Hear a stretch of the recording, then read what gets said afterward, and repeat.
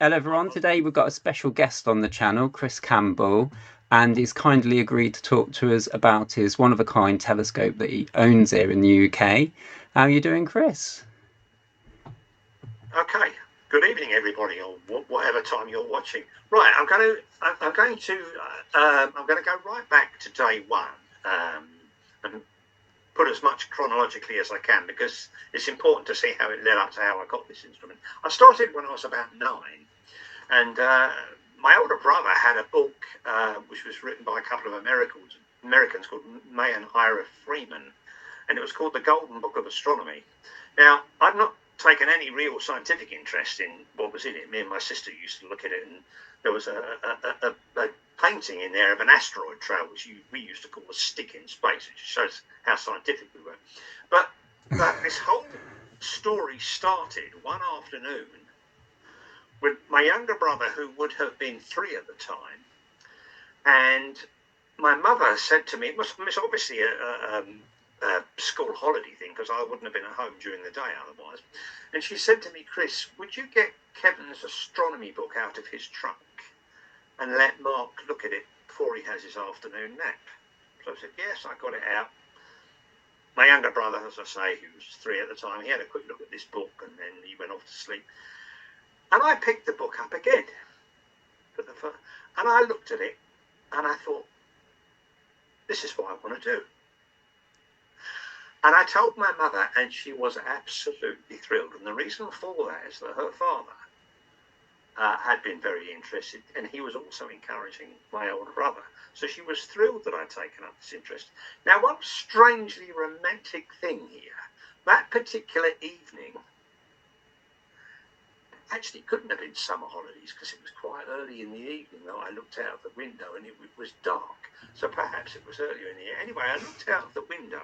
Now, this is the first day I've ever shown any interest in astronomy, and I look out of the lounge window and I see a beautifully clear sky and a crescent moon. You know, it's all romantic painting or Serendipitous. something. What I don't have, and what doesn't make any sense, is I don't have any recollection of going out and having a look. I just looked through the window. Anyway, my interest was taken up from there, and I started getting books out of the library.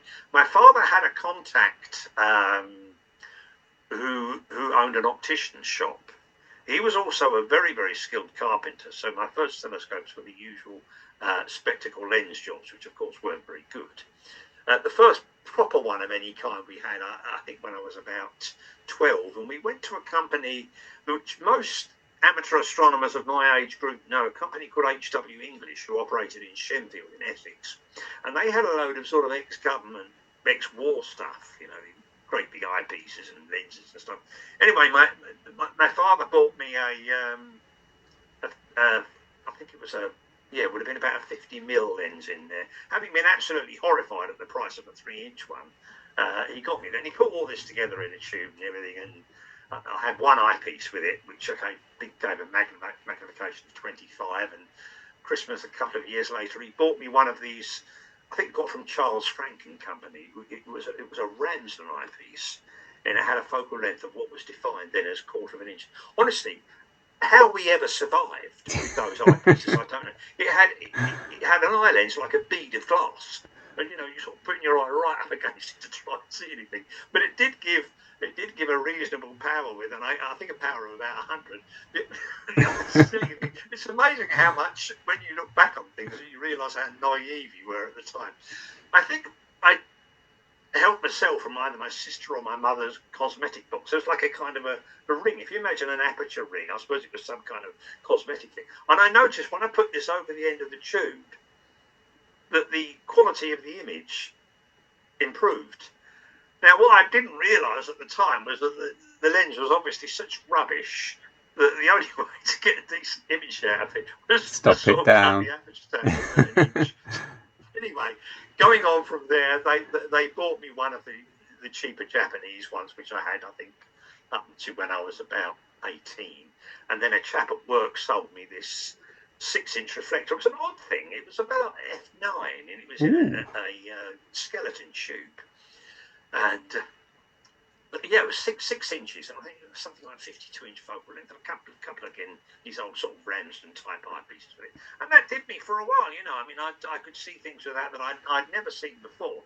Anyway, this was in 1970. Now it was in the garden on a little pier, and it was covered over, and the event that changed the direction of everything was one night in the autumn of 1977 when there was a very heavy storm outside.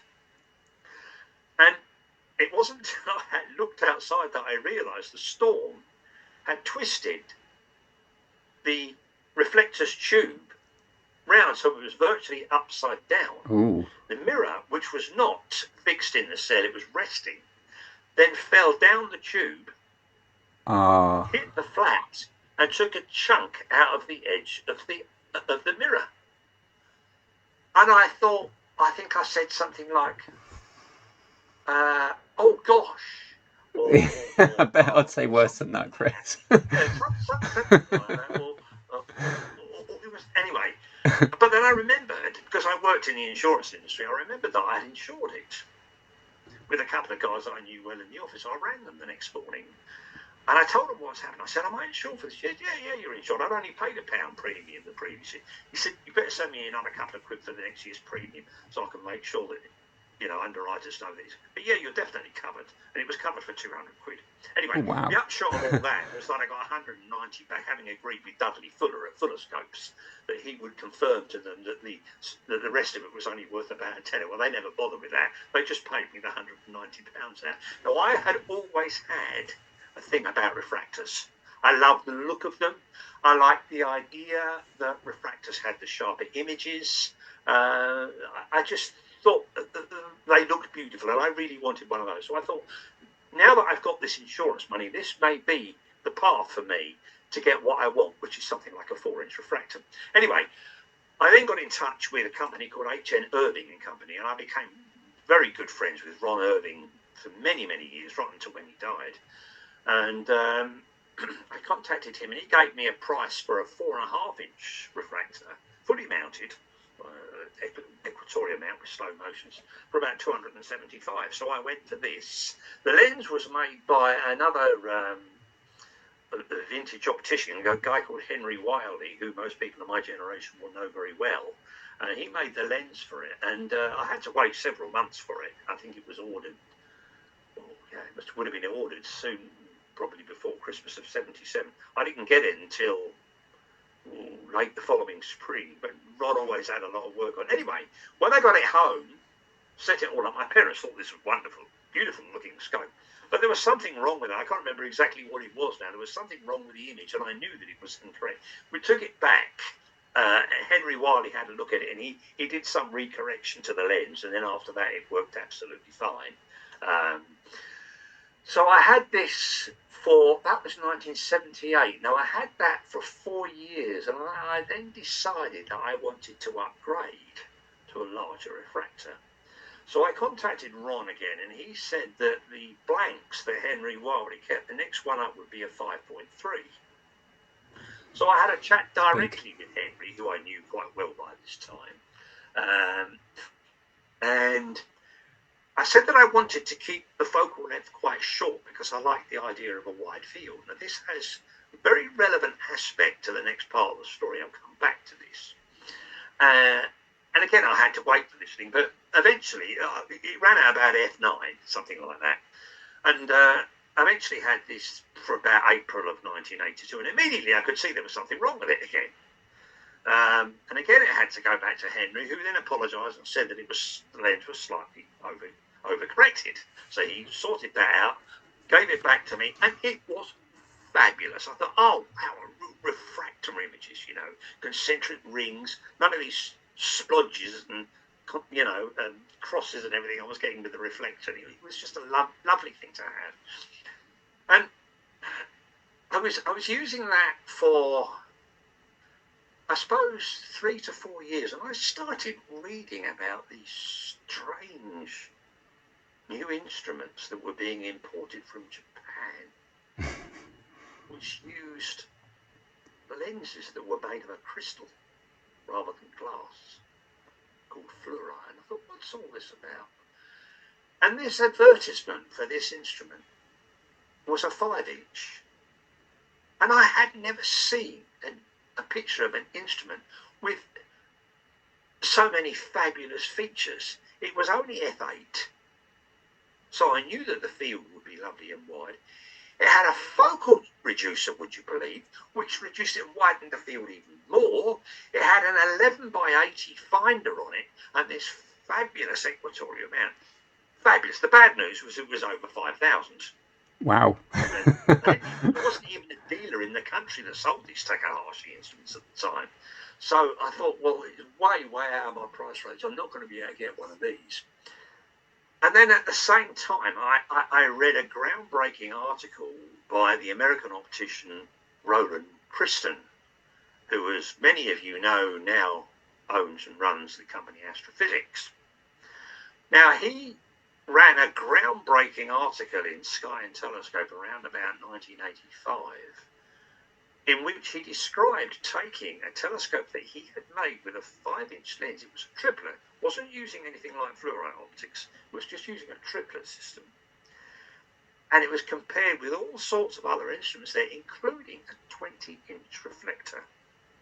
They were all looking at images of Jupiter and the ingress and egress of one of the satellites coming on and off the tube, of the disk of Jupiter. And when the satellite emerged from Jupiter, it could be seen crystal clear in this little 5-inch triplet instrument that Christen had made. But all of the other reflectors showed the satellite lost in the haze at the limb of Jupiter, including the 20-inch. And as Christen said, the whole point here is contrast. The reflector does not have the contrast of a small refractor, which not only has superb contrast, but because of the triplet lens, doesn't have any of the force colour chromatic aberration, which is inherent in all refractors, right up to the biggest one in the world, the 40-inch Eyepieces, which is apparently an image in there is surrounded by a great big blue haze. So I understand. Anyway, that's another story. It's quite an old refractor, though, I guess. Yeah. So I started to think about it, and I thought, well, I can't afford one of those 5 inches. And then I heard that the Vixen company of Japan were making smaller instruments, and they were reaching the dealers in the UK. I then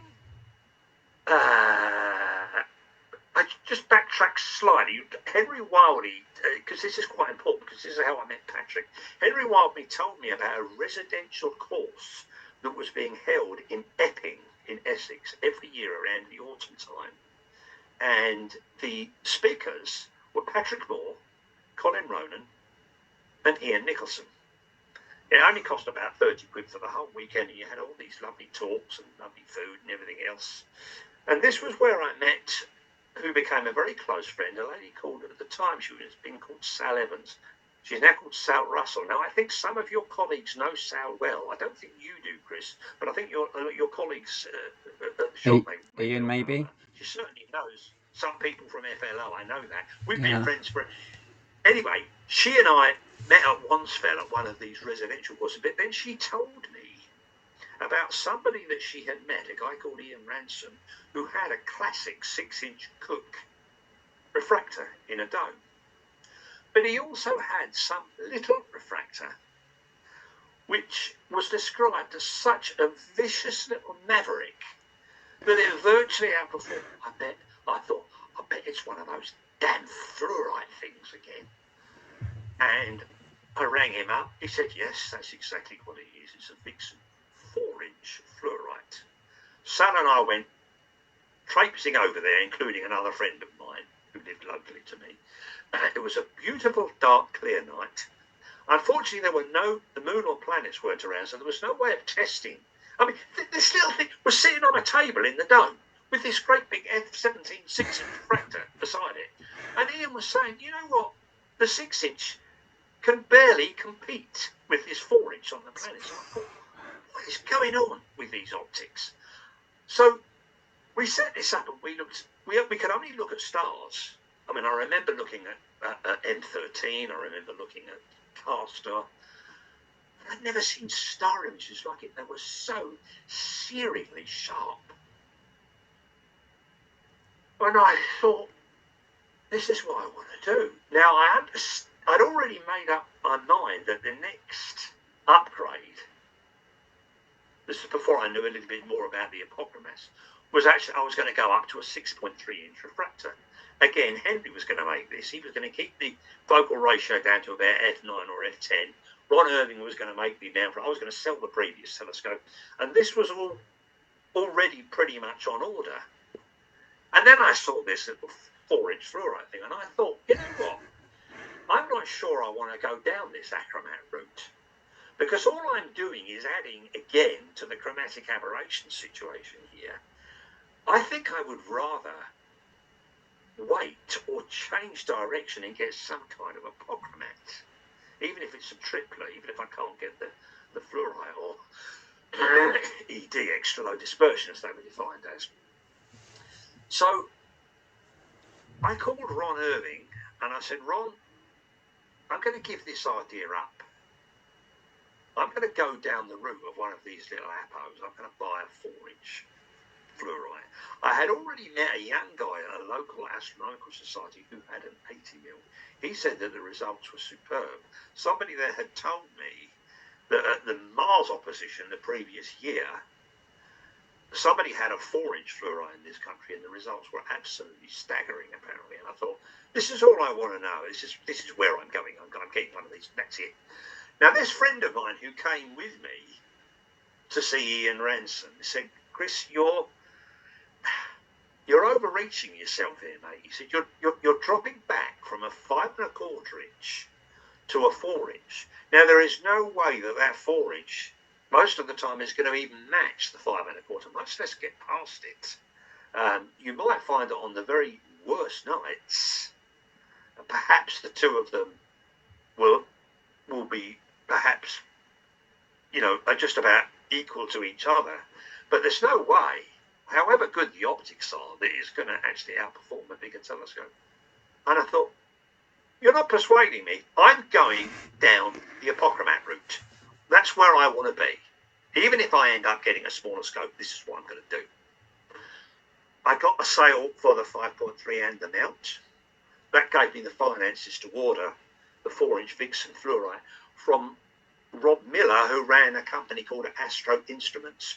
Now, although I could have got it from Telescope House because I knew a couple of guys there, they were dearer, and understandably so. They had a bigger shop and they had bigger overheads and everything else, whereas Rob tended to work in his own little home and, with a kind of a workshop out the back, and he imported these.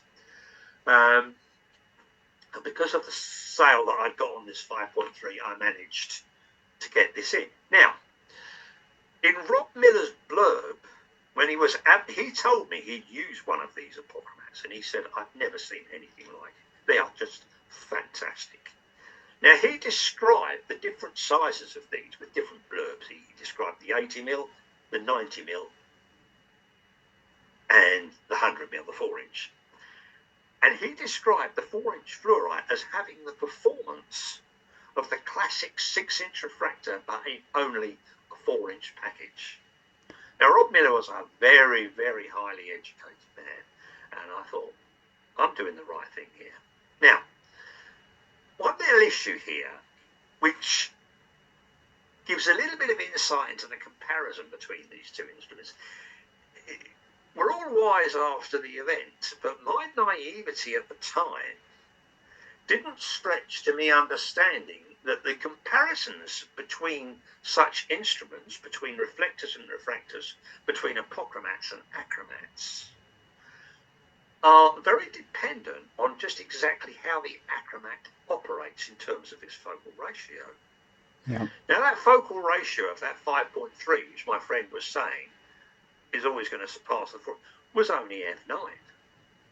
What I hadn't taken into account was the fact that for a 5.25-inch refractor in an achromat format to work to its peak, it would need to operate at about f13. I had no idea of the massacre that was coming up ahead. I had no idea at all. I got this thing home and I set it up in the back garden and I looked at Jupiter and I had never seen anything like it. Io had just transited the disk and had left a black shadow on the planet, which looked like a bullet had been put through the planet. I'd never seen contrast like it. I thought, what is going on here? What's all this about? You know, how do you create this? And, you know, I mean, I then got down, memory-wise, to making a direct comparison between the 5.3 and this new 4-inch fluorite to sort of go back to this friend who told me not to do it this way. Now, I'd only parted with the previous telescope less than a week before, and I'd had a really good clear night when it's last night, so I had a pretty damn good memory of how it was. And I would say that after the comparison on the first night, the light gathering power of the two instruments was approximately the same. The 4-inch brought in about as much light as the 5.3s. Now, if that sounds like it's against the laws of physics, it is not. That's not how it works. What happens is the compression in a fluorite image is so intense that the scatter that is suffered by chromatic aberration simply isn't there at all. There is no scatter in fluorite. It is nil. It's zero. Even in an ED system, it's 30% higher than fluorite. There's no scatter at all. So everything is concentrated into the image, which is why it appears to be getting ahead of its aperture in terms of its light take. That was where the comparison ended. Right. In terms of its planetary and lunar, it was such a massacre in terms of the comparison with the larger instrument. I just couldn't believe it. And of course, all my astronomer friends that came in, including this guy who he had a 6-inch refractor actually, although to be fair to him, it wasn't a particularly good one. But there was no doubt that the contrast in my little 4-inch thing outside his observatory was noticeably better than his 6-inch. To be fair to him, he later upgraded that to a 7-inch achromat, which was the only telescope I had seen at the time that could get past the 4-inch fluorite. But it took a 7-inch achromat to do it. That's a big scope. And that's before you start getting into bigger sizes, right? Yeah. So, I mean, the versatility of the thing was absolutely astonishing. One of the things that I noticed is on this little tripod, and I thought to myself at the time, you know, the Japanese think that we're all 3 foot tall like they are, you know, and I needed this thing taken up. I had a sliding roof observatory, and I had Ron Irving make me a pier and an adapter so that I could put the Polaris mount on it, which then put the whole thing. Now, one of the things that made a difference to at the time was that at that time, one of the issues with buying any new telescope, even with a fluorite, was the quality of the diagonals, which was very poor. Oh, right, yeah. Weakest link in the chain, I guess. That compromised the image, because as soon as I took that diagonal off, once it was up on a pier, it surged forward yet again. Ah. Oh my goodness. The guys were coming around. I mean, there's one guy came round who had designed and built a planetary reflector, which was a long focus reflector with a tiny little flat. It was 8-inch. He came round and he said, your 4-inch fluorite has just wiped it out. He said, I'm really quite depressed actually. I put a lot of work into making this. He said, I have never seen such a Rolls-Royce telescope at any time. Now, I then, because it had drives in both axes, I then started getting a little bit more adept at doing a little bit of photography. There were only SLR cameras at the time, but the images that I got of Mars 2 years later in 1988, which was a fabulous opposition. It was the highest it had been of a perihelic opposition for, I think, about 300 years or something. Oh, wow. It was certainly at least as high as the equator or a bit higher. So I got some fabulous images, even with just an SLR.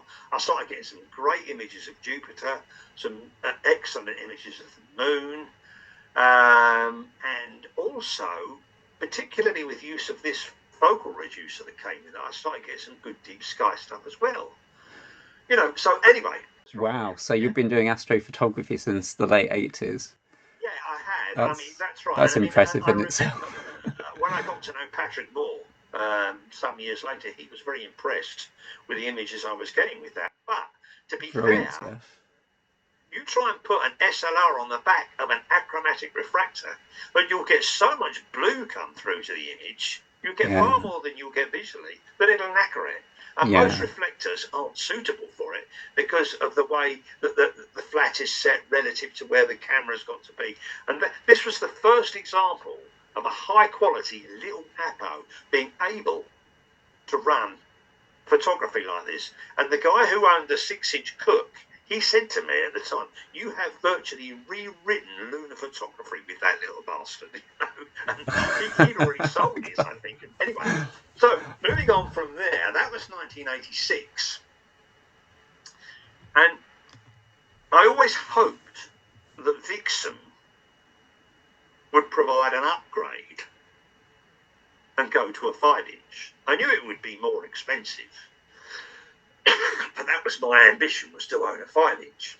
I was also at this point very friendly with David Lawrence, who ran Telescope House. I hadn't really got to know Peter Gallen at that time, but I'd known Dave from a couple of years earlier when he was at the Loughton Astronomical Society, when he lived locally, so I'd got to know him then. And he sent me this fax that he'd had through from the Vixen company, who were preparing to offer 2 new types of apochromatic refractor. One was called a Photaron. It was a I think it was about 130mm aperture. It was a triplet. I don't think it ever went into production in the end, as it happens. But the other one was a 6-inch doublet ED system. It was going to be called the Vixen Atlux. Oh, I know that one. Now, yeah, Vixen Atlux, that's what it was going to be called. And they hoped that they would have them available by the following year. I said to him, "How much do you think that 6-inch is going to be, Dave?" He said, "I suppose it'll be about 5,000, I suppose." And I thought, well, that makes it just as distant from me. I knew that there would be a slight difference with ED and fluoride, but a 6-inch ED was still going to be pretty much of an upgrade. Anyway, so that was the end of that. And then a little bit more information came through to Telescope House from Vixen about these. Dave telephoned me one day. He said, "Chris, how much do you want one of these?" I said, "Dave, you've got no idea. You've got no idea how much I want a bigger Apo. I couldn't even start to tell you."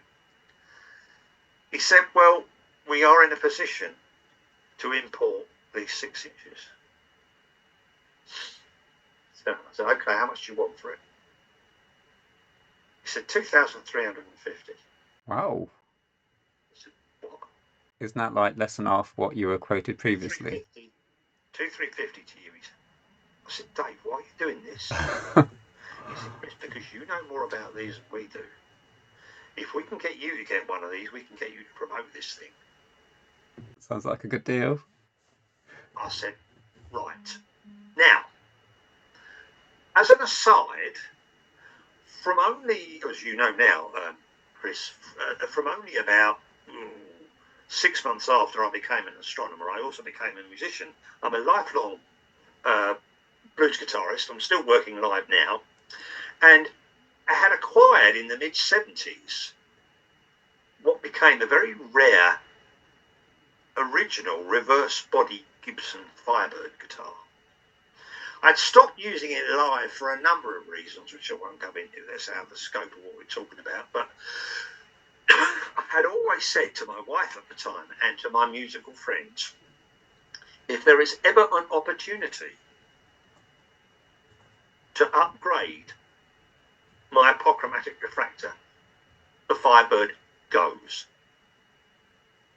I always had this thing that if I'd ever made it as a musician, I wasn't thinking about the rock and roll life. What I wanted to know was, if I made any money as a musician, how big a telescope could I buy? That was my philosophy. So, the universal cut a language long of story astronomers, short, that I is. sold this I bought the Firebird was bought for 355 quid in 75. I sold it for 2,200 in, well, it would have been 90, 1990, yeah, 1990, 91. And if I still had that guitar now, it'd be worth about 12, 13 pounds. Anyway, But I guess you wouldn't have what you've got now, though.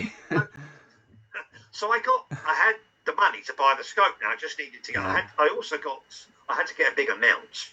Mm. And I ended up getting one of what were called the PM1 mounts, which are ones that Rob Miller made. And I knew that would be big enough to put this on. It took quite some time for this telescope to come through. There were all sorts of delays with Vixen for whatever reason. And Telescope House and their operatives, the agent that they used for Vixen in the country, pushed and pushed. And eventually, this telescope arrived in, I think it was about October of 91 it arrived. Only 2 of them arrived in the country. And I had one of these. I had the mount already and we set it up, and believe it or not, again, the very first results seemed to be that there was a slight error in the imaging.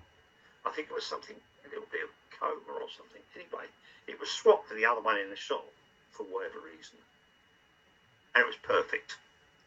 We told Vixen.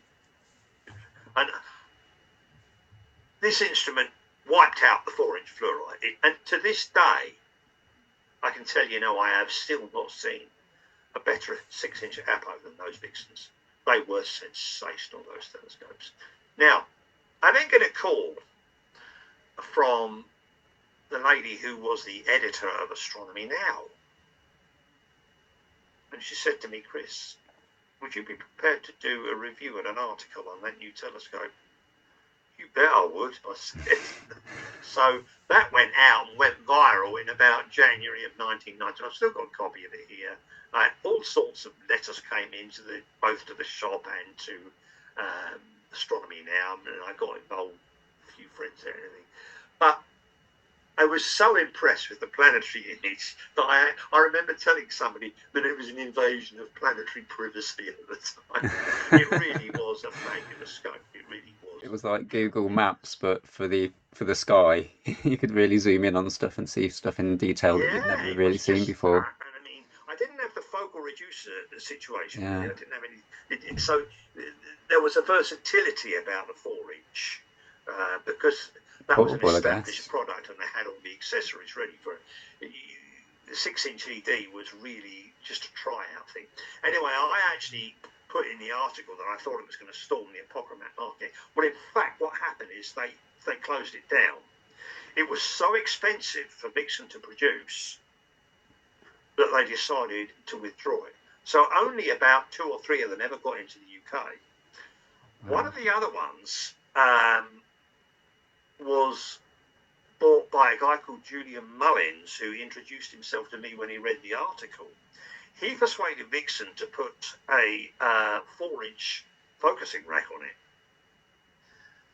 That was because he wanted to get into some photography with it, and he did, for the time, staggering photographs with it. He really did. It got some fabulous pictures. Anyway, that's still around in the country somewhere. My one's still around. You know, frequently, if somebody gets on to Ted Harrison at Harrison Telescopes, who used to work at Telescope House with me,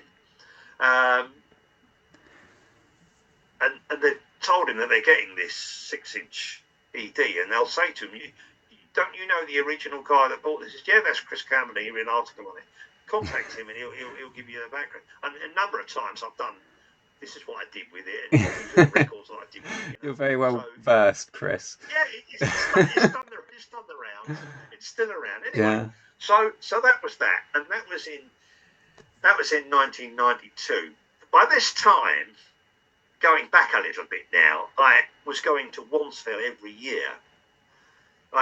I'd got to know Patrick Moore fairly well. I became very good friends with Colin Ronan, who was so blown away with the whole idea of the fluorite. I remember him saying at one of the talks one day, he said, right, I'm going to end this talk early, he said, because I have got to go outside and see this fluorite thing that Chris Campbell's bought. I have to see this. Anyway, he was so blown away with it that he bought from someone else that I knew the only 4-inch Takahashi that was in the country. And they were so beautifully made, those Takahashis. And he had that, I think, until he died, I think, Colin. So, you know, we were always like fluorite buddies, if you like. Anyway. Yeah. Rare breed at the time, I guess. Chris, we've got like 20 seconds left before the time limit runs out. So shall I just I'll reboot it and we'll get back to everyone in a moment. Yeah, here we are. Welcome back. Yeah, we're back. Yeah. Quite useful that tea break. As it happens, Sue was just downstairs making the tea for me. Oh, perfect. Perfect. How long have you guys been married for? Not that long. We met a bit later. Only about 13 years. I lived in Hornchurch for most of my life before that, but I moved down near to Southend because that's where Sue was, and I had other friends down here as well.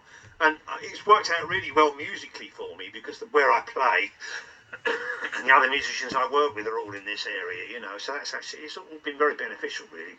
Certainly, what it hasn't done, you would think that living nearer the sea would give you darker skies, but we're not far from Southend Airport here. Oh, yeah. Yeah, and I wouldn't say the skies are much darker than they are in Hornchurch, really. I mean, I have to say that. What would you say they are on the Bortle scale where you are? What would you say the skies are on the Bortle scale where you are? Are they kind of like town skies, like Bortle 6, Bortle 7? Better than town. Suburban, I'd say. So kind of 5, 6-ish, maybe. Yeah, something like that. Oh, we're in a similar boat then, I think. My son lives over in Braintree, which is higher. The skies are black by comparison with here. I used to work in Braintree. I used to work in Braintree.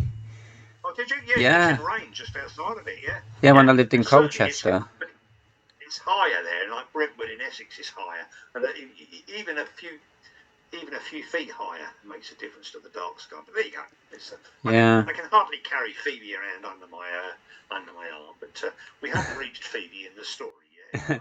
I think we got to the point where you had the Vixen at looks, and you took your friend outside who was quite keen on fluorite as well to have a little look through it. Yeah, that's right. And I knew then, even before I got that Vixen ED, that Takahashi were advertising a 6-inch fluorite for $28,000. So to be offered a 6-inch ED at a little bit over 2,000 was like miraculous. Yeah, that's the right word for it.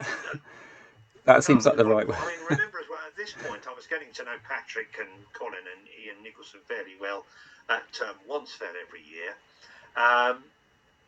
Patrick never saw through the 4-inch frame. Patrick never understood the principle of apochromatic refractors. He never understood that. Yeah. Even though he loved refractors himself, and he had a 5-inch Cook himself, he never really got to grip or really understood what difference in contrast an apochromat made. There was an occasion I had a smaller, this was a bit later actually when I worked at Telescope House, and I had a Vixen 90mm fluorite, which I used as a go anywhere scope. And I took it to Wansfeld one of the years, and he was looking at the moon through it. He was absolutely staggered. He said, "Chris, is this a Russian telescope?" I said, "No, Patrick, it's a fluorite. It's a Japanese fluorite." Oh, all right. I knew he didn't understand. I knew he did. So he never really got to grip with with how much difference such a refractor made. That's quite a claim to fame, isn't it, though, Chris? You're the person who got Sir Patrick Moore to look through a fluorite telescope, and he had not done so before that. Yeah, no, definitely not. Definitely not. His Cook. What a claim to fame! His 5-inch Cook, he thought was a triplet. It wasn't. It was a doublet. Yeah. As we discovered when it was refinished. And it's funny. Patrick's stories vary. On one occasion, he told me that he paid a £5 for it. On another occasion, he he told me that he paid a tenner for it. You can choose just how sober he is at the time. Anyway, Does the price go up or down with drunkenness? does does does the price increase with the more he drinks, or does it get lower? He loved to drink at the bar at once, Patrick, and he would make sure that everybody around him had a drink. But what's funny about him, if he had a few drinks, at the table he'd tell you a silly joke, right, and then 10 minutes later he'd tell you the same joke. And we're all sort of looking at each other embarrassed because we've heard this joke only a few minutes earlier. But that was Patrick all over, it really, really was. But yes, as I say, he never got to grip with what apochromats were all about, which was a bit of a shame, really. That cook that he had was quite an old one, and I think it comes under the banner of what were called the Cook photo visuals. So I suspect that relative to most refractors, it probably was semi-apochromatic. He always said that it was a wonderful telescope for planetary imaging, and I suspect he wouldn't have known the difference. He wouldn't have noticed how much colour there was or wasn't with it. I remember he told me once that he used the Yerkes 40-inch refractor, because I encouraged him to do talks about using the world's largest telescopes. I said, those of us out here that are amateur astronomers want to know what that's like. And he was telling us, and he was telling me privately as well, that he used the 40-inch Yerkes one. Mars was a long way from opposition, and he got them to put a power of 1,000 on it. He also used the Flagstaff one, Lowell's 24-inch. He used that, which he thought was great. And I think that he and Percy Wilkins, going back to the 60s, they used the one at Murdo in France, which was a 33-inch. Now, they used that telescope to write a book called The Moon. Unfortunately, those that have looked into Wilkins probably realise that a great deal of his maps are absolutely and utterly fictional. It's just complete nonsense. It's just scribble. But, they're not accurate at all. And yet Patrick had a hand in preparing the work for him, and I don't think he did the final drawings. There were a few other odd things about him. And I found a little bit more about him from Colin Ronan, who knew him well. Patrick was, don't get me wrong, he's a lovely guy. We loved him to bits, but he was very, very set in his ways. And this had quite serious repercussions, really, in terms of some of his scientific views.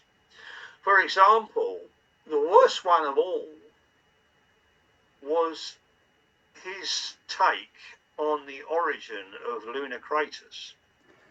Oh, yes. This is a big issue with Patrick. He was absolutely certain, him and Wilkins, that although there obviously must be impact craters, he was absolutely certain that the majority of lunar craters were caused by volcanism.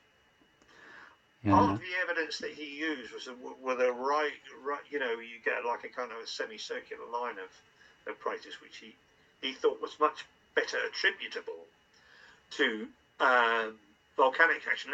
That in itself, it's not an issue. We don't know. You can have whatever theory you want. The problem was, and this was the problem with Patrick, that unless you knew him or knew people close to him, that if you didn't accept that view, you were a serpent. That's quite an extreme reaction. You were a serpent if you didn't accept the view. So if he got a book called Lunar Geology by a guy called Gilbert Fielder. And he said, I've got this. He said, but I haven't read it yet. I'm prepared to disagree with every single word of it, he said. And I've got absolutely no time for the impact theory at all. He was completely and utterly wrong. Wow. So if I'd gone up to him and said... You could never convince him. You could never convince Patrick. He was so set in his ways. There was another issue relating to the moon, which involved the potential of frozen water near the poles. Okay. Now, you may recall that a craft was sent there and sent an explosive device, which was undoubtedly water ice. There's no question about it. This I don't again know was about something that he this. I got honestly don't completely know. wrong. He was telling people on the sky, and oh yeah, this is nonsense. The moon's absolutely dry as bone. See, you have to look. If you're going to take Patrick's life into account, you have to look very much at his affiliation with the BAA. You know, a great deal of his presence, if you like, was related to his lunar knowledge. Again, relative to his standing in the BAA. That was a big issue with him. He always encouraged people to join the BAA, and I was with them for a year once, but it wasn't something I was particularly interested in. But he kind of lived it, really, and he was sort of considered to be their lunar expert. But he was wrong. He was certainly wrong about that. And there are other domestic issues as well, you know, which I won't go into, but it used to cause us a little bit of humour sometimes. I don't know whether I can show you this. Let me see if I can. Up on the, no, you probably can't see it. There's a photograph of me up there sitting with him at Wansfeld. I don't know. It was a little bit wobbly. I couldn't see. If you tilt it up, maybe we can see it. I'm not sure. Yeah, I can see two people. Let me just unplug the. Yeah. There you go. Yeah. That's me. That's me sitting with Patrick in about 1993. Your hair's a bit darker there, Chris. What I was talking to him about was his contract with the BBC. And he said, oh, you know, he said, I've had many offers to do programs on astronomy for commercial stations, but I would never do that. I said, why? And he said, because I've got a gentleman's contract, a gentleman's agreement with the BBC. Now, you can break a legal contract, he said, but you mustn't break a gentleman's contract. I said, that's all very well, Patrick, but I get the impression you're getting put on here. I mean, you know, it was once thought that he was very wealthy. He was not. He didn't even know what to do with his money, Patrick. That's all been sorted out by Brian May, thankfully, who bought the house that he was in. And I think that he, I think that he picked up on Patrick's observing logs, which are, I can tell you now, and anyone else who watches this, are amongst the most beautiful things that I have ever seen. There was one occasion that Patrick and I were talking about drawings of Mars that we had done. This is after I had the 4-inch fluorite, so I was pretty well up on the resolution levels, which was probably comparable to anything that he was using. And we actually I brought in my observing log, and he brought his in, and we actually compared these, and we could see that on certain days, we had very, very similar drawings. That was a lovely experience. But he had most beautiful writing, Patrick. Beautiful. And his observing logs are an absolute joy. I mean, I wish the facsimiles of them could be published. I thought they were wonderful. One of them, I was reading one of them, and he was looking at the moon in 1942, and he said, I've got to go in now. There's just been an air raid siren.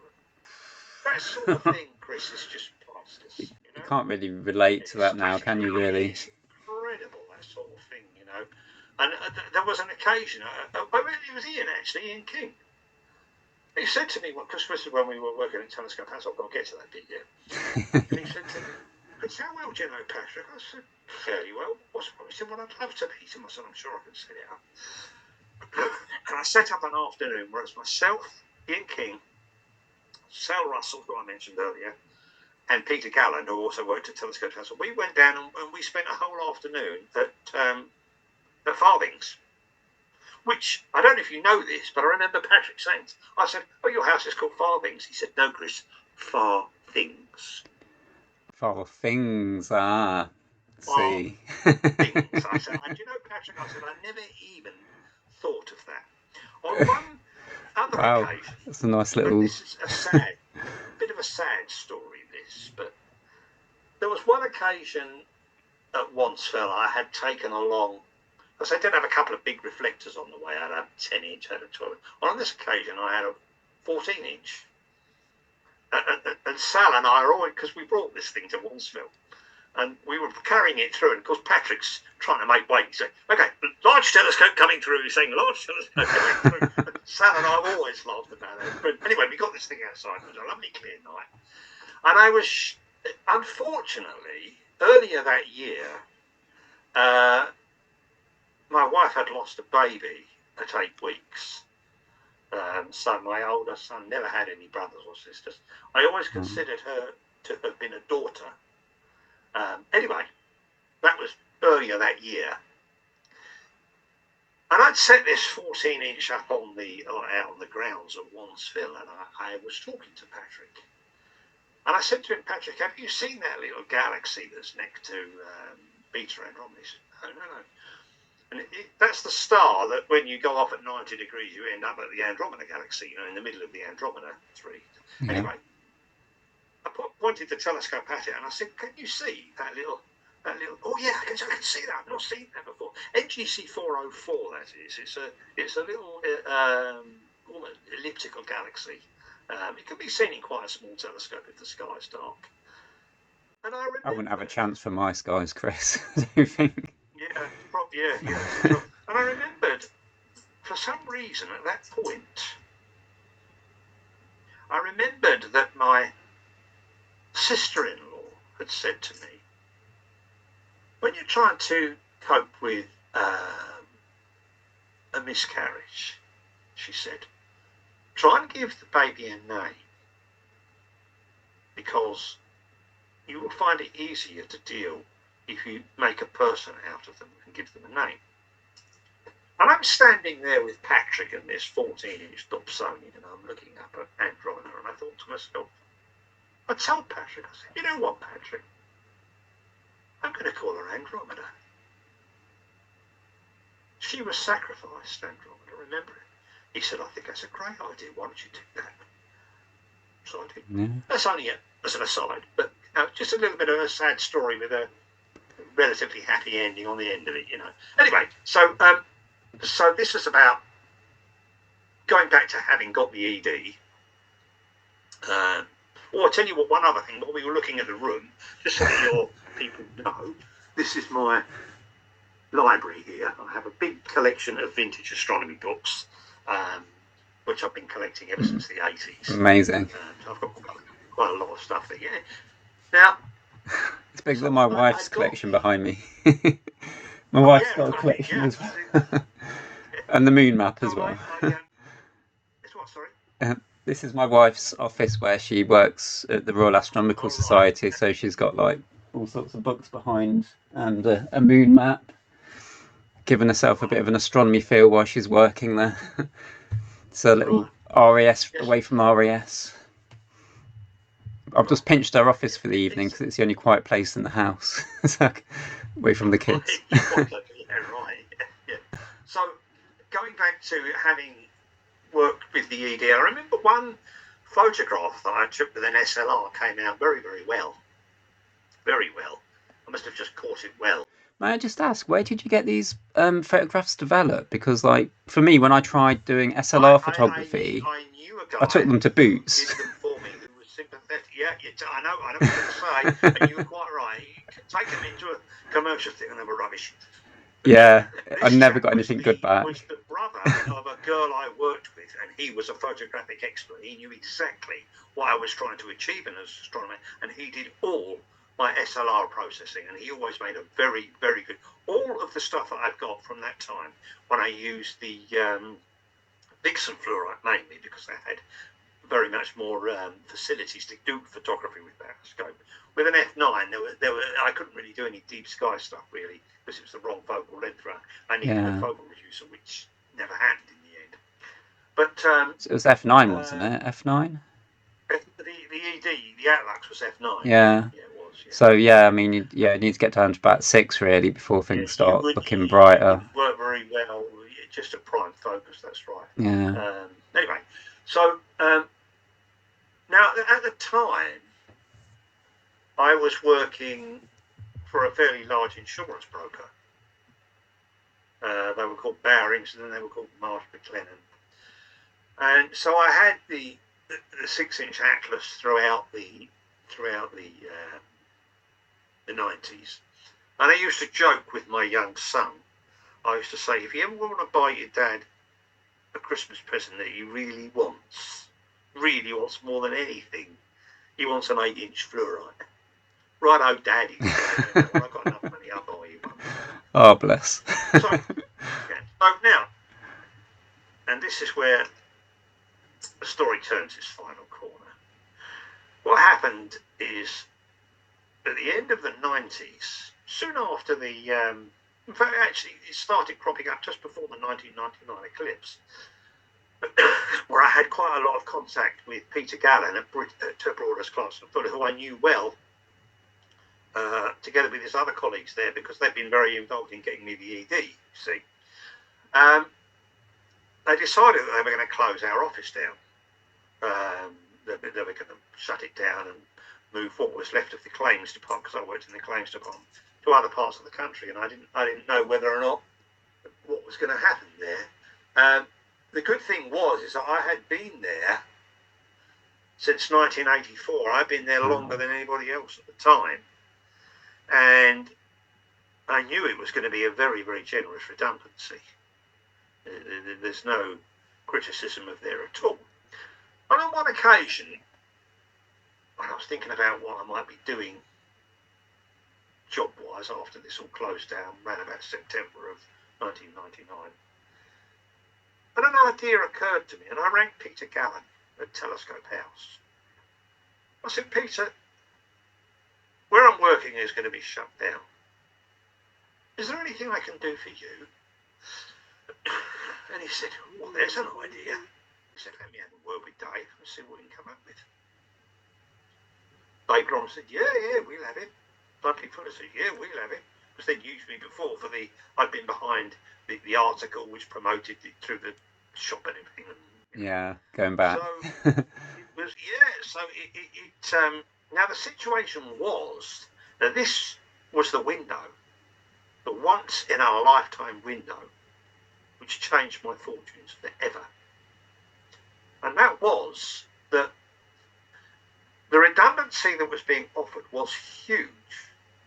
Not only did they offer a redundancy, but because we knew we were being pushed out, if you like, they said, if you maintain your standards, we'll give you all a 50% salary increase for the last 6 months that you're here. Then they offered a walloping great big redundancy as well. And they shut the office down at the end of September, at the same time as giving me the redundancy, or that was going to come in, while I was on garden leave, because I was on 3 months' notice. So I was on garden leave for 3 months on full salary, with a walloping great big redundancy coming at the end of it, and I didn't even have to go to work. There's your chance. So there was the chance. Dave Lawrence said, okay, well, we want you, he said. But he said, the thing is, you can't start here during your garden leave. Because to do that, you'd have to hand in your notice. If you hand in your notice, you will lose your redundancy.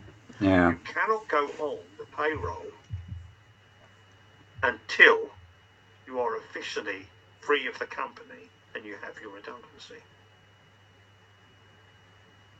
But he said, come on, Chris, there must be something a guy like you wants. What's to stop you coming and working here? You're not on the payroll. Don't have to be on the payroll. You'll just come in here and helping us out. We won't put you on the payroll. We'll still pay you. Tell us what you want. I couldn't believe this. I said, well, Dave, what I really want is a 7-inch fluorite. He said, okay, we'll get you a 7-inch fluorite.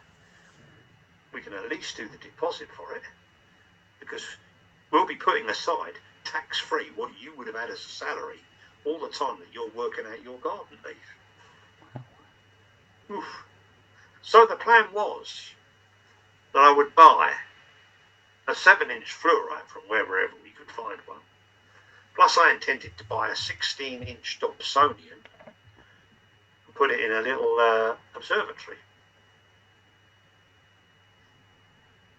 We got a text at the shop one morning from from somebody saying, look, we're being bombarded with requests for a 7-inch fluorite, and we suspect that there is a common source.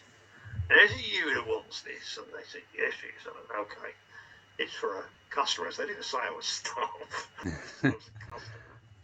Okay, right. Now, a couple of people had said to me, Chris, why don't you get a bigger refractor rather than wasting your money faffing around with a big Dobsonian? I wouldn't be able to afford an 8-inch fluorite, whatever I did.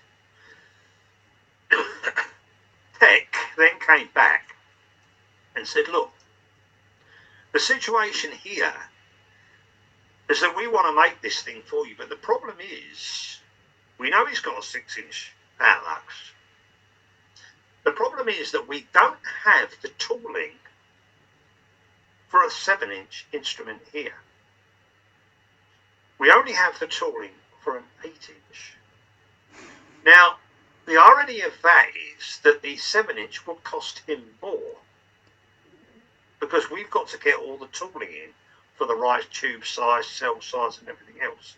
Quite apart from the fact that we think that going up 1 inch from his 6 isn't going to be anything like going up 2 inches from an ED to a fluorite.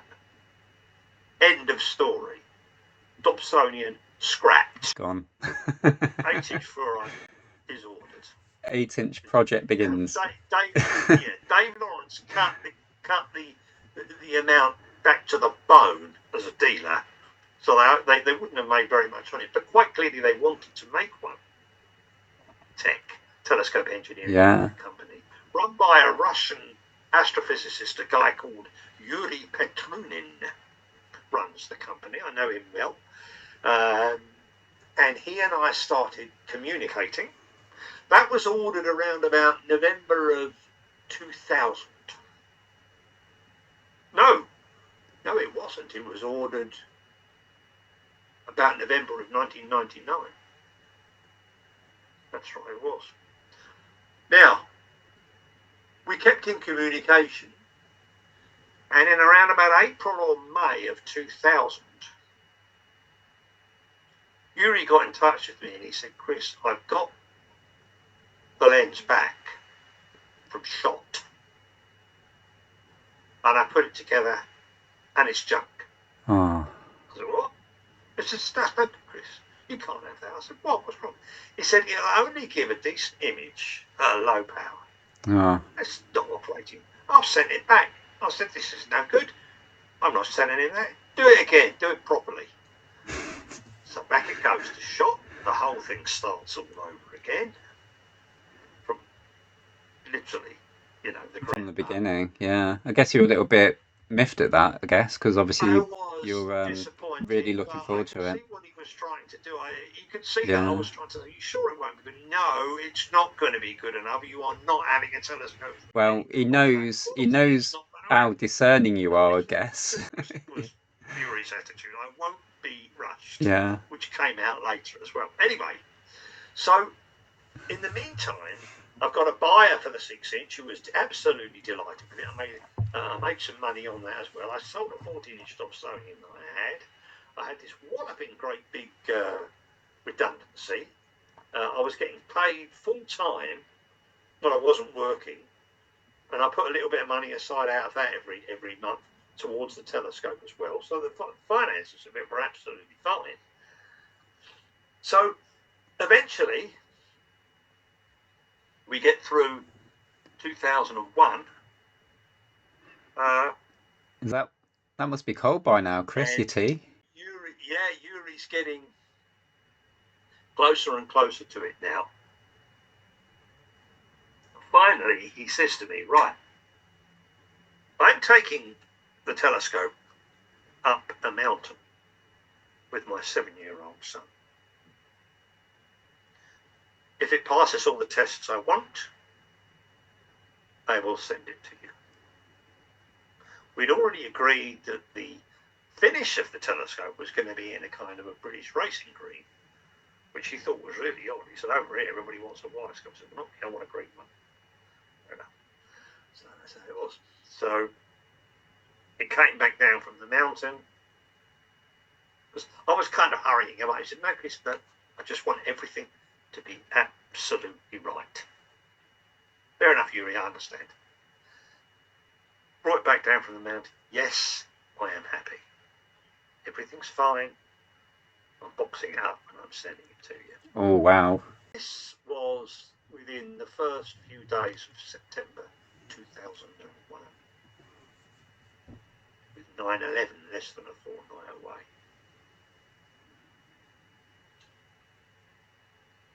I'm upstairs at Telescope House on the 7th of September doing some letters, I think, for somebody. And Dave calls me from downstairs. He said, Chris, can you come and help unloading a container that's just arrived? We need to unload some stuff here. I said, yeah, sure, I'll be down in a second. As I came down, I looked at, there's not a container out there. And I got down, and sitting there was this box, Telescope Engineering Company, Colorado, USA. And they just pointed at it and said, here's your baby. Wow. Go ahead. So he opened this box up and took out this beautiful green telescope. 8-inch f8. Beautiful big focusing rack on the back of it. At this time, a friend was working occasionally at the shop at weekends, a guy called Ted Harrison. Very good friend of mine. I've known him for a long time. He now runs Harrison Telescopes. I was going to say, that rings a bell. You know Ted, as a friend. Most astronomers in the country know Ted. Yeah. I call Ted Phoebe's godfather because he set it up. Now, I can't quite remember the exact details of why this happened, but I remember, I think he was also a full-time taxi driver at the time. All right. Yeah, he wasn't working full-time at the shop then. No, that came years later. But he didn't want to hang around. I didn't want to hang around. I wanted to use this thing. So we went round to the shop at 2 o'clock in the morning after he'd finished his taxi shift. And we brought the telescope home. In the meantime, I had bought from the company, or through the company, what was called a sky dome. 8-foot sky dome. This was all set up. The mount was in there and ready. You know, the ring. Yeah. Fury sent the rings with it, I think he did. Yeah. Not the kind of thing you can just grab and go with an 8-inch refractor, is it really? You need a permanent home for it, don't you? Definitely. Very much so. It's not as heavy as alternative 8-inch instruments. The TMB versions that were over here, they weren't fluoride, they were ED. And because they were ED, they had to operate at F9. They weighed almost twice what Phoebe weighed. Wow, really? I think she weighs about 44 pounds, I think. Okay, so that's about 20-something kilograms. Without any finder or anything on, yeah. I think. Whereas the TMB is about 80, I think, something like that, 80 pounds. That's incredible, because, I mean, that's only one f-stop longer as well, isn't it? It must have been a thicker tube made out of... very likely. I mean, the problem is, you see, a little bit of technical aside here, you can't run an ED at F8 and get the same results as fluoride. It can't be done. No, of course, yeah. Can't be done. If you're going to keep it at F8, you've got to use fluoride. The only reason it runs at F9 is the only way they can match the fluoride colour correction. And even then, you'll get more scatter in the ED than you would in fluoride. That doesn't necessarily mean that you're going to see a huge difference. But to me, fluoride was the way to go. I've been offered the opportunity, and I wasn't thinking of any possible alternatives. I knew that it was the first one he'd made. I knew it was the only one over here. Ted and I set it up. There was a few engineering bits and little bit counterweight issues and stuff that we sorted out over the next week or so.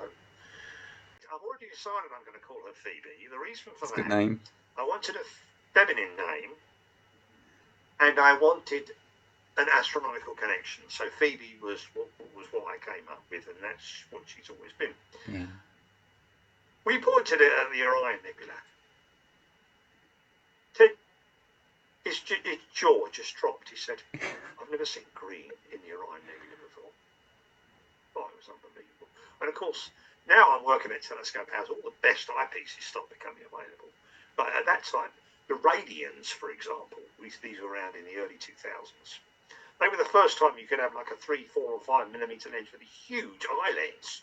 I've been through various, particularly working at Telescope House, I've been through sort of various upgrades of the eyepiece to where, and I've ended up now, you can't go any further than where I've got now, but I'll come to those. I'm going to hazard a guess what you've got then. You've got ethos, haven't you then? Because that seems to be the pinnacle of the hyper wides. Yeah. Nothing like them. It's just like floating.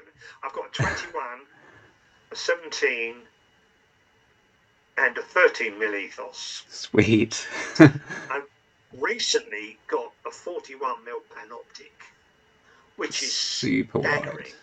It's got all right. The field is smaller. It's only 68 rather than the 100 that's on the ethos. But the 21 mil ethos gives a power of about 73 on Phoebe, whereas the 41 mil panoptic gives 39. It's like looking at a star map with Phoebe's quality right out to the edge of the field. It is absolutely jaw-dropping. I mean, you don't get the resolution at that lower power. If you want to resolve the stars in a globular cluster example, then I'll use the 13 mil ethos, sure, which will take it up to 123. If you want the telescope to meet its resolution, you've got to take the power up so it matches it. But you can't just keep running it lower and lower. I mean, the 41 mil does bring in quite a little bit more sky background. Yes, because you need a smaller exit pupil, don't you, to darken the background sky. Right, yeah. The planetary eyepieces I use Delos. Oh yeah. Which are made to the same. Yeah, they're made to the same spec. 72-degree jobs, aren't they? They're basically an ethos that have been stopped down in the apparent field of view, aren't they? So I suppose what we ought to go over now is actually how it exists at the moment and its performance and everything else. Yeah, that'd be awesome if you don't mind. It's on an EQ8 mount. So what did you have before the EQ8 again? Because you had the PM1. Well, I had. And then did you have a Losmondi, didn't you? G11. Losmondi G11. I did. Now it was. Losmondi mounts are brilliant. I got this when I was at Telescope House, but there was always a question mark over whether it was good enough for the weight of the scope. Yuri wasn't sure. He said, "Chris, are you sure it's all right on there?" And I said, "Well, it seems to be, but there were occasional issues. Occasionally, you'll come up with a message: RA motor lags." Now, I think eventually it would have got to the stage where the RA motor couldn't handle the weight anymore. And I sort of got wise to that. Now, ideally, Phoebe should be on an astrophysics mount. That'd be nice. Something like 9,000, there was no way I could afford to do that. One of the problems that I had, and this lasted for quite some time, and it was this problem that made me think that it wasn't on a good enough mount, was I had endless problems sorting out the pointing on the go-to system. It would take me ages to get it in. All sorts of little fickle things could occur that would, because if the power gets shut off, unlike Losmondi, if the power gets shut off, the battery just backs it up. That doesn't happen with an EQ8. If you put even if the plug comes out of the handset, you've lost it. Yep. You've lost your pointing completely, and you've got to start again. Start from the beginning. It wasn't until I found out, and it isn't very clear in the EQ8 manual, that if you want to improve the pointing, you need to turn off the secondary encoders. A tip for anyone who's got an EQ8 who's having problems with pointing, it doesn't make it very clear in the manual. Shut them off. The whole idea of secondary is a stupid gimmick which for a mount and a telescope of that size serves no purpose whatsoever. Shut them off. And as soon as I shut them off, pointing was in. I have a secondary telescope which uses an HEQ5 mount. This is one of the Skywatcher 120mm EDs. Oh, yes. I can tell anyone that within that price range, there's not a scope to match it. They are absolutely fantastic. Yeah. Fabulous instrument. Yeah. Anyway. The 100mm f9 is excellent as well. The Skywatch 100mm F9, f9. yeah, no, they're about. I think that comes within a gnat's whisker of my Takahashi from it, Yeah, from what I've read of other people's reports and from they've got an remembering incredible my old one reputation. to my new Takahashi.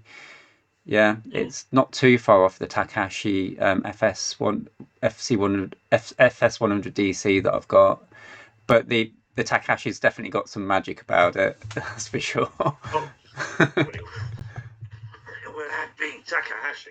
Curiously, just going back a little bit to the situation with the manufacturer Phoebe. Yeah. The model that I've got was obviously a prototype, a one-off. Yes. Yes. That was made in 2001. It was delivered 1 week before 9/11. That's later, really odd timing. Flights were grounded. Yeah, for Yeah. a while. I would have waited another few weeks to get it. Anyway, he put them into commercial availability from about 2005. So it was actually a few years then since your prototype to the actually. And he put them out. They went out at $27,000 for the OTA, which is obviously a hell of a lot more than we paid for it at Telescope House. I think they're a lot more now, though, aren't they? I can't remember the price off the top of my head, but I think it's more like about 35 or 40 now, isn't it? Something like that. It's still 30 for the but my one's not available anymore. Yes. I'll come to that. Okay. Yeah. Now, what happened is that after a short while, he stopped making them. He was running an 8-inch f9 ED version, Yuri, and I had a chat with him on the phone. I mean, he speaks English fairly well. You have to speak fairly slowly to him because it's only very much a second language for him. And he said what happened was that after a handful of them had been made, one of the glass elements from shot ran out. So he couldn't make the 8-inch fluorite version anymore. So he took it off the market. I understand from blogs that about 17 of them were made. Now, when you think about how many of a normal telescope is made, that's a pretty damn small number, especially for a place as large as North America, to say nothing of the fact that he exported them as well. In the meantime, he was making this 8-inch ED, but he said to me, to be perfectly honest, Chris, I took it off the market. It was so inferior to yours, he said, it just wasn't worth me doing it anymore. So he shut it down. In the meantime, he was using ED glass except for 1 or 2 models. One was about 6.5 inch, something like that, which he used fluorite for. And his most popular model was the 140. Now, yes, that's interestingly enough, there is a I think it's on Cloudy Night somewhere, a very interesting story about a guy who went to a star party in America somewhere, where somebody, believe it or not, had 2 Tech 8-inch telescopes there. One was the fluorite. One person had 2. One had, whether or not he borrowed it or it was a friend's or what, I don't know. But 2 of them were at this star party. One of them was the fluorite. One of them was the ED. Oh, so you could do a side-by-side comparison. They did a side-by-side comparison. And he said, technically he said, the amount of detail visible, say on Saturn, was the same. He said, but there was something about the fluorite version. It was something to do with the colour balance. He said it was magical. I can't even describe it. Is it more kind of like almost like crystalline, like neutral, very? Yeah, crystalline. It was an expression I used years ago, crystalline. Because that's what I feel like looking through my Takahashi. It's got a very very piercing but neutral crystalline feel about it. Well, that's because, again, probably because of the lack of scatter. Yeah. Now, he said, after that session, I used to dream about the images in that 8-inch fluorite. Yes, I've never seen them. And I thought, tell me about it. I know where you are. Now, very interestingly enough, one of my regular astronomy friends who comes round to my, what we call LOSOG meeting, which is the Leon C Observing Group, it's only 4 or 5 of us. We get together about once a month, whether it's clear or not, you know. Yeah. And he's got a great big Richie Crettin thing. I don't know how big it is, but he uses it mainly for astrophotography. Plus, he's got a remote-controlled scope in Spain as well. He's a big noise on the BAA's common side. His name's Peter Carson. Right, okay. And he said, I've never seen the colours of stars like I have in that scope. He said, certainly not in my bigger scope, it's not. He said, there is something so pure about the colours. Now, that's a strange thing to say about a refractor, however well colour corrected it is. My answer to that is, I don't know. I haven't made side-by-side comparisons. I only know what other people say when they come around here and use Phoebe. But I suspect that the answer is compression. The compression in a fluorite image is so intense. It's so massively linked into just the original airy disc that the colour just comes through so much more intensely. Now, I mean, the images are staggering. I mean, one lady friend of mine described looking at, I think it was Sirius, I think. This is just like looking at a diamond. Yeah. It's piercing. It's just a point, and it's difficult to describe. All I know. Just for the viewers watching who don't really understand exactly what compression is, it's basically when all the wavelengths of light are focused at precisely the exact point. Like, that's right. Not even a slight bit either side, like you'd get in a good ED. That's what. Well, this is what fluorite. And does. They spread apart a lot in an acro, especially like the violet wavelengths. That's very much so. If you compare with an acro, you've got an enormous amount, and of course that does a huge amount of scatter. Yes, that's the problem, isn't it? Some of the. I'm a visual observer before I'm an imager by a long way. That said, when you apply my camera, the ZWO 1224, for example, with Phoebe, and then mix it up in Registacks afterwards, the detail that it brings out, you wouldn't believe it. I mean, I remember one of my friends said, how are you getting that detail on Mars? It's absolutely astonishing, the contrast that comes out. And this is with, and I'm a very unskilled imager, I can tell you that now. I'm only doing the basic stuff, and I'm sure. Well, if you're asking me for advice on imaging, Chris, you've got to be below me, and I'm not the best imager. So, I'm no Chris Go. I just wonder what the likes of Damien Beach would do. Yes, exactly. Anyway, so it's also in one of Gary Walker's pulsar domes. Yeah, I know Gary very well. He's a very good friend of mine, and he and his partner came and spent a weekend with himself and Sue back in 2014. Now, I still had the original Sky Dome that I got at Telescope House, which used to be operated with like a big curtain hook thing, which used to push it up over it. You know? Yeah. And he was sitting having dinner with me. And he said, "You know, Chris, I'm depressed." He said, "You've got the best telescope in the country out there, and it isn't in one of my domes." I said, "Tell me about it, Gary. I've seen your domes at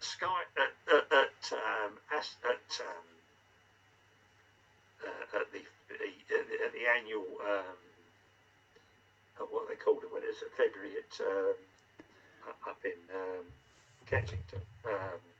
Astrofest. Yeah, we just had it as well. So, yes. Right, yes. And I know how good they are. And I said, but Phoebe needs the biggest one. She needs the 9-foot one, and much as I want one, and they're about just under $5,000, I think. It's a lot to find, isn't it? He said. Plus, you've got an 8-foot dome, haven't you? So it's one extra foot, which is going to cost you £5,000. But of course, much easier to use. And of course, they were just under 5,000. He said 3,300. Oh wow! I said, what? Why? So you've actually got a 9. Have you got a 9-foot dome now? I have a 9-foot pulsar dome. How long you had that for? I want Phoebe in my dome. He said, it is not right that that telescope is not in one of my domes, and I will not have it any other way. He came round, he assembled it all, he did it in green like I wanted it. Oh, amazing. There's been some very Grandfather. serendipitous moments throughout your journey, haven't there? Oh, very much so. I There's a mean, definite he brought me theme. Miranda. When he installed that dome, he brought me the other scope, Miranda, which is the Yes. 120mm ED, which I have in a little sliding roof observatory next, which I'll send you a picture of. Yes, I'm going to Next to flash the some of these dome. pictures up throughout this, I think, when I edit it. I'm going to Yeah, try and illustrate it a little I tell bit you for people a watching. couple of other interesting things. There was a guy got really excited online a couple of years ago. He said, I've managed to get the 8-inch tech fluorite. Obviously a used one. He said, it's the first one, it's number one. Uh, And a few people who knew me said, I think you're barking up the wrong tree, mate. You haven't got number one. We know where number one is, it ain't for you. if this is And I number checked one, yours is myself. ground I said, zero, isn't it? I guess because well, it I was a thought to prototype. myself, I need to check this because Phoebe is an inheritance for my son. Yeah. I need to make sure that these facts are correct. I called Yuri, no. He said he might have number one when I put it out commercially. He Yeah. said, yours isn't number one, yours is zero. Oh, right. Yours one off. Yes. A special, it was a special one.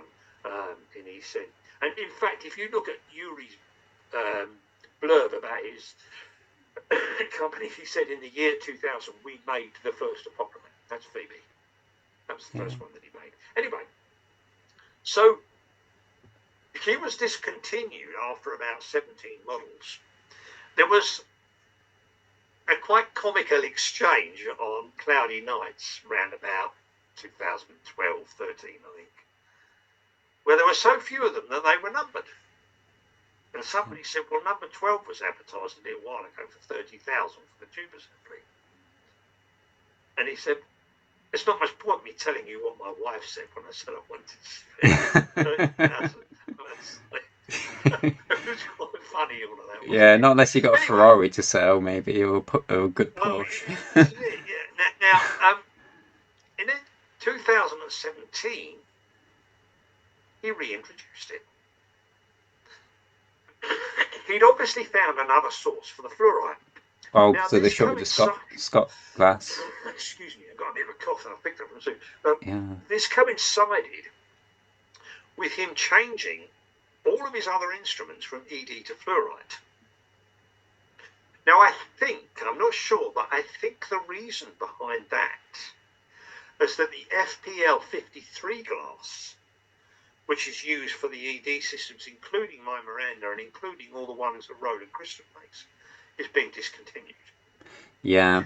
It is said that the replacement, the FPL 51, is not as good.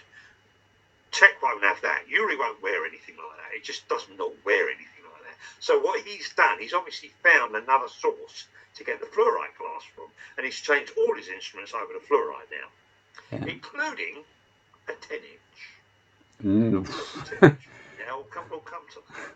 That's a 10-inch. Now, so we introduced this again in 2017 at a price of $29,500 for the tube assembly. So, okay, that's fine as far as it goes. Then he then introduces a 250 mil. I thought it was ED, it's not, it's fluorite. It operates at f8.9, and it's just a few dollars short of 60,000 for the tube assembly. Now, make me want to do the lottery. A bit of an exchange. Sorry? It's making me want to do the lottery again, this is, just in case. Well, I had an exchange with Ted Harrison about this, because Ted Harrison feels, he said, I have never, ever in all my life looked through a telescope with an image like Phoebe has, ever. He said, I've never even seen anything approach it. He said, that duck egg blue that Vega has, now that's that colour again. Yeah. People are picking up on the colours. Because it just looks white through my telescopes. I've never seen such a natural colour style. Anyway, so he said, I have never seen anything approach it. He said, that duck egg blue that Vega has, now that's that colour again. People are picking up on the colours. Because it just looks white through my telescopes. I told him, I said, God, it'd be nice to get hold of this 10-inch. He said, yeah, it sounds nice. But he said, because he's very, very knowledgeable, Ted, he said, let's just look at a couple of bare facts here. He said, if you're going to run a 10-inch at f8.9, you're not going to get a colour correction of Phoebe. Yeah. It's not long. Because chromatic aberration scales with aperture as well as focal ratio. Yeah, well, you run a 10-inch at f11, you're going to need, a monster of a dome to get everything in. You're going to need a huge He said, I think also thing. you would find that relative to the conditions in the UK, it's not going to compete with the seeing. I don't think he would find it would be much. He said, I still think that Phoebe is the perfect example in terms of the optical arrangement for it. All of that said, he's now discontinued it again. It's off the market again. When did it go off the market again? No more 8-inch f8. What he's done, he's introduced a new 8-inch, which is running at f11. It's a doublet fluoride, not a triplet like Phoebe is. That's the one I've seen more recently. Yes. Yeah.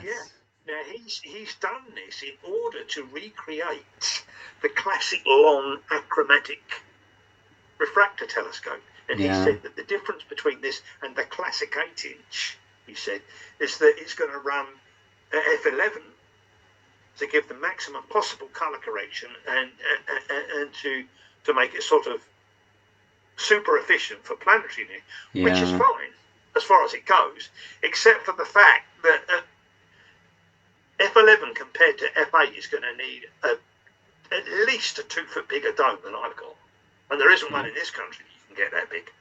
So it's also going to need a higher pier, because it's going to be heavier, right? It's about the same price, I think. Still $29.5, I think.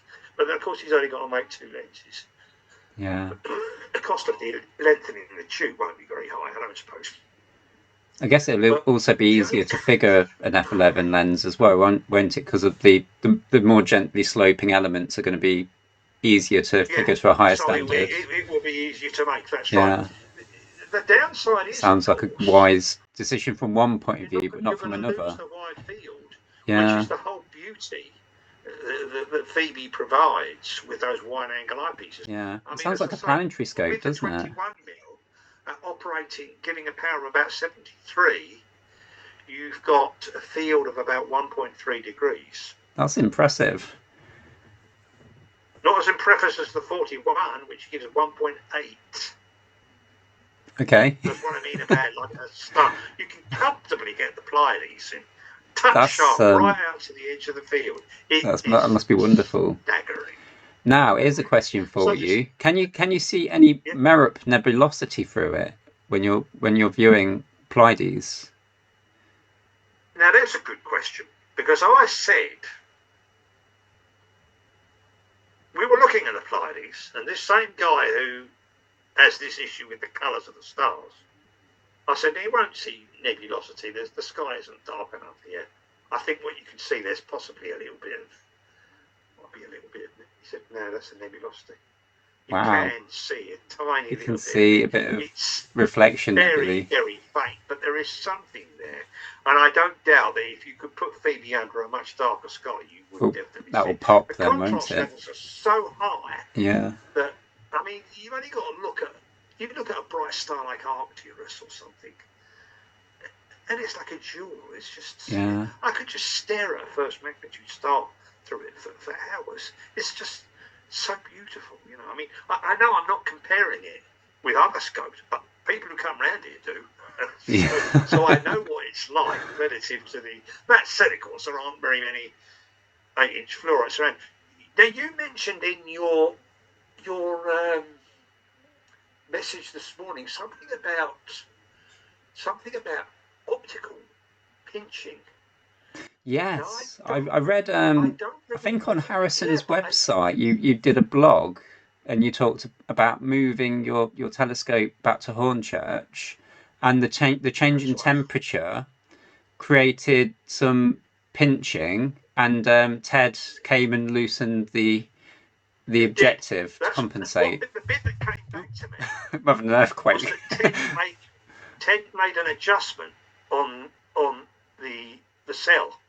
Yeah. Now the curious thing about the cell on Phoebe's cell is that if you want to tighten it, you turn the screw anti-clockwise, not clockwise. Why Yuri's done it that way around, I don't know. That's counterintuitive, isn't it? Right. You turn it the wrong way, and you're going to tighten the cell up. So yeah, I think it used to be a place called over in Stapleford Abbas, which is got like North Essex, and it was when I moved it back to Hornchurch and we resited it. There was something like that because he took it back into the shop to make a slight adjustment. So that must have been the pinching. Yeah, it had gone out of my head, but yes, you're quite right. There was something like that. Yeah. Oh, another thing that cropped up, and this was after I left Telescope House, which I left him in 2006. Peter Gallen at Telescope House had by that time bought a 6-inch ED system, which was an astrophysics one. He didn't buy it new, obviously, because you'd be on a waiting list for goodness knows how many years. About 5 years or he something, bought it isn't from it? someone here. He bought it. No, I think he bought it in Germany. I think he went over with a friend in the car to Germany to pick it up. Anyway, he found, I don't know how he found this out, somehow or other, he found that the oil between the elements was seeping out. Oh, that's a problem with oil, isn't it? I think oil's great because it helps with cooling and equilibrium, doesn't it? But you've got to have an incredibly well-designed cell for oil spacing, haven't you? Else, over time, it can leak. Yeah, it seeped out. Now, he had to send it back to Roland Christian in America. Yeah. The first thing that occurred to me was panic. Yeah. Phoebe's oiled. Oh. So I contacted Yuri. And I said, Yuri, I'm worried about this. He laughed. He said, you've got to be joking. He said, trust me, Chris, your oil will never seep. It will never happen. So what was it then? I don't know. He didn't tell me, but it never has. what were you touching and feeling? I have no idea what Yuri did. But whatever he's doing, Roland Christian wasn't doing, because it's never seeped out. It's never happened. Yeah. So he just laughed. He said, trust me, Chris, that's never going to happen with one of my scopes. It certainly won't happen with yours. Yeah. So it's a worry when you hear something like that. On a more solemn note, the one issue I have with Phoebe is what will become of her. Yeah. Now, I have years left yet where I would only stop using it when I couldn't use the dome anymore. Now, I have one son, and this is a massive inheritance for him. Now, he, much as he loves using Phoebe, is not an astronomer, and there would be absolutely no way he could set it up where he is, nor would he want to, and I wouldn't expect him to. So at some point in the future, she's got to go. Now, I can't really imagine there's going to be too many amateurs set up in this country in a position to buy an 8-inch Apochromat. Yeah. Especially a fluoro one. So we have an issue here now. I'm not, this sounds unkind. I know who would have it, and that's Marcus Ludis, but he's not getting it. Oh, that sounds like a whole nother story, that does. I don't think so.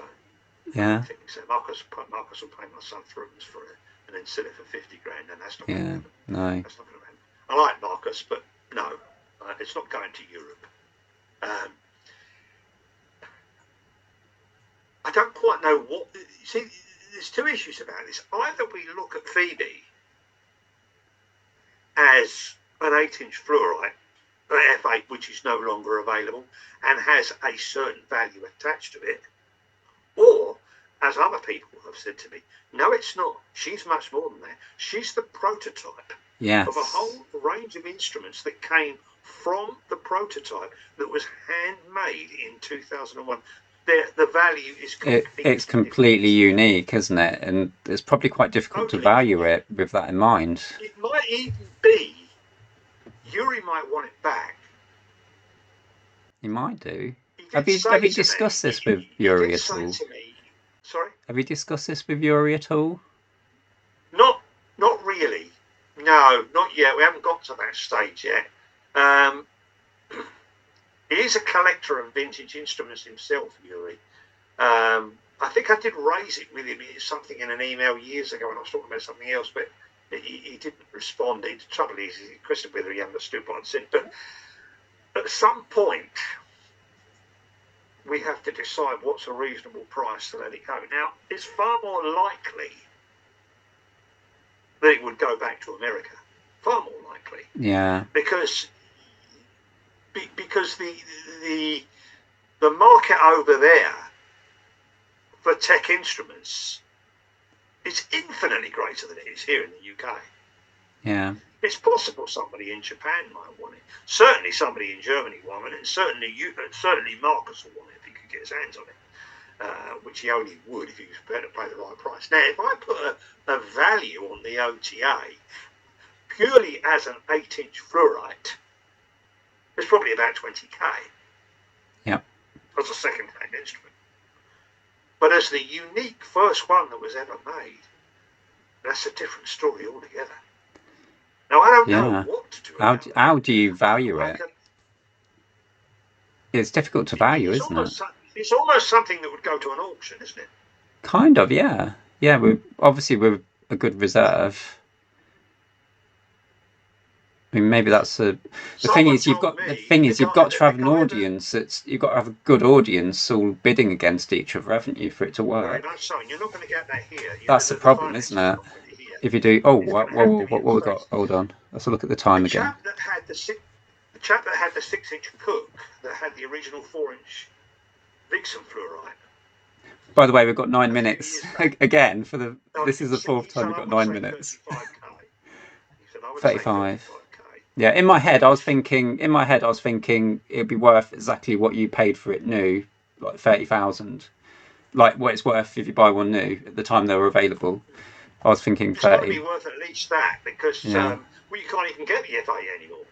No. You're not going to make one. You can only get an F11 now. So the rarity of the instrument, if he only made a few from 2017, the rarity of it stays the same as it ever was.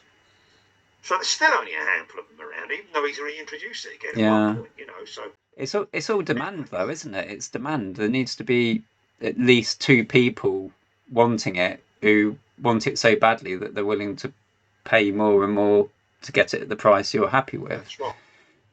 One of the issues with the Americans, you see, is that it's taken them a long time to get past the fact that they want to buy it from Roland Christian just because it's all American made. Yeah. What I don't like about Tech is that he's Russian. Now, all of that said, any instrument from Tech you can get inside about a year. There's none of this ridiculous waiting list thing that you've got with Roland Christian, plus the instruments and fluorite anyway.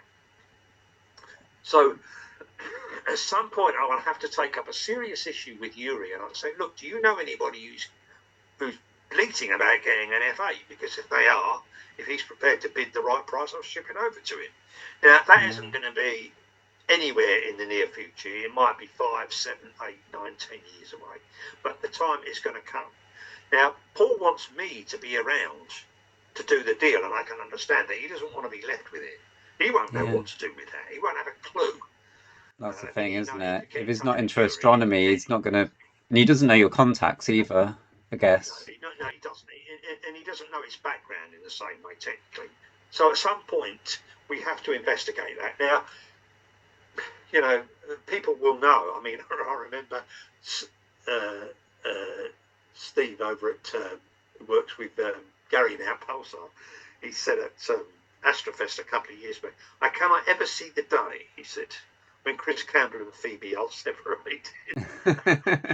I mean, you could have a 12-foot coffin if you want. Well, I suppose we better wind up if we're going to get shut off again. Yes. I think my recording time's over 2 hours now, which is epic. I think that's brilliant. I'm quite happy to add more to this. If you ever want to do anything else, what I would love to do is take this down there and show you the setup. But it won't work because as soon as I go out in the garden, the internet will cut off. Yeah. So it's a great pity. because it would be nice to take you down and do a live showing of the dome and Phoebe inside the dome. If we could ever get a way of doing that, well, then I'm getting a better car soon. I'm getting a Volkswagen Golf soon that's capable of doing more than 50 miles an hour. So you can come over. Eh? I can come over at some point. Well, there we are then. Yes, so there will be. The reason you didn't come last time. There will be a GoPro in your dome looking at everything. Well, the time to do that, I suppose, the best time is when the planets are around. Oh, lovely! Yeah, absolutely. We can plan that, can't we? Yeah. But we can think about it. Okay then. Yeah, just for anyone watching, me and Chris are in regular contact through the help desk at First Light Optics. I've met Chris because he contacted me about planetary imaging with a planetary camera and mentioned, and I honestly thought you'd wrote a typo because he mentioned a 200mm refractor, and I was like, oh, he means reflector. And you're like, no, refractor. I was like, what? And thus the story came about. He kindly revealed the story about Phoebe, and here we are. That window, that financial window, would only have happened once in anyone's lifetime. I can't honestly listen to your story. At the same time as I could work for them, unreal. It was a miracle almost. Yeah, it seems your story, your journey through astronomy. I mean, I've said it previously half an hour ago. It's just serendipitous all along the way. It was almost like it was just meant to be or something. But it's the way you tell the story is just really good as well. I would say, I would conclude by saying I know how lucky I am to have that telescope. Well, this is the thing. I'm glad you appreciate that, and you do. Sharing it with people who don't get the opportunity to use such an instrument. And that's wonderful. Anybody who wants to come and visit and use it, I'm more than welcome. I'm not possessive about the instrument at all. The more people can come and enjoy it, the happier I am. Well, they can leave. There's none of them here, so.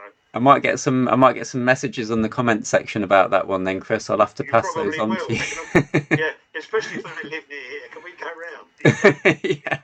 Well, they'll be welcome if they do. So. Well, I'm so glad it's gone to someone so passionate about it and so interested in sharing that telescope, because it'd be an absolute shame to keep that just huddled away to one person when it gives such spectacular views which wows people and delights people. It needs to be shared.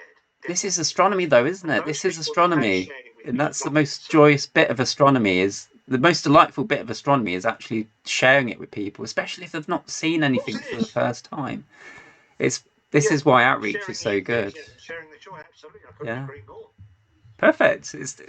We're on the same page. Last time we tried to do this, we were even wearing the same jumper. We've got the same name. We're both like refractors. Hold on, are you wearing green today as well? I'm still wearing green. Jeez. Phoebe's green. I had to wear a green top. I'm wearing a green top today as well. And last time we were both wearing brown jumpers, weren't we? Well, there's obviously some kind of link there, Chris, that we're. We kind of got some kind of link.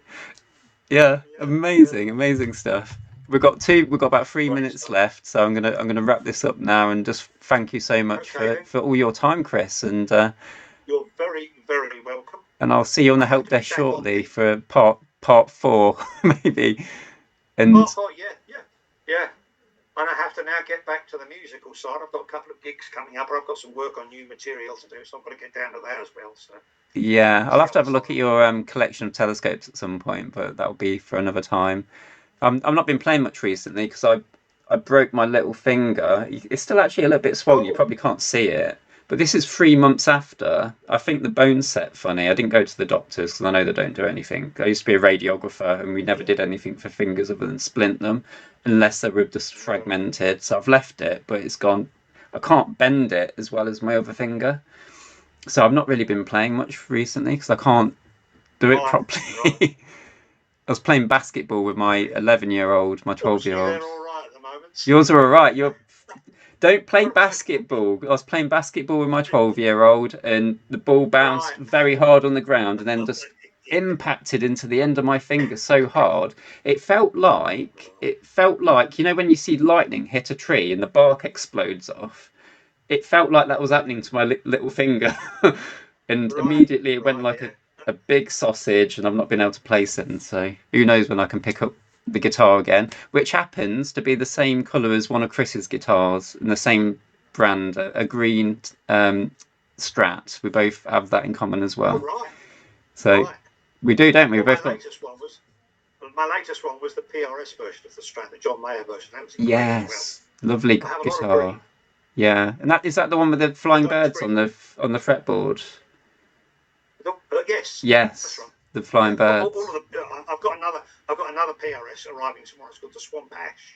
Oh, They call it blue, but that's in green, and that's got, as you say, those lovely inlays on the neck as well. Yes. yeah, he struck onto a good thing when he decided on those inlays because they do look quite He magical. certainly has. I'll tell you Yeah. what, nobody makes them the way he does. Oh, they're wonderful to play live as well. Absolutely wonderful. Well, I think a lot of astronomers happen to be guitarists as well. I notice a lot of astrophotographers, Yes, a lot of so us, it's a lot a of good musicians, percentage a lot will. of because I've taught guitar for many years, and a lot of those were interested in astronomy. Yeah, Also, a lot of them are also chess players. yeah. I play chess as As a well. Actually, I play a lot of chess. well, so do I. So Oh, well, we've got to meet up, haven't we, so Chris? correspondence chess is the next thing, It Chris. will be. We'll do it online. We've got about 20 seconds, so I'm going to wrap it up and say Okay, thanks. If it's anyone's been a real watching to pleasure, the end, Chris. We'll thank you. exchange emails tomorrow. Thank you so much for your time. Oh, no, Goodbye, thank you, everybody, and Chris. for listening. Lovely to speak to you, mate. Catch you later. See you All the soon, best, mate. Chris. You too, Yeah, mate. matey. Bye Bye now. bye. Bye.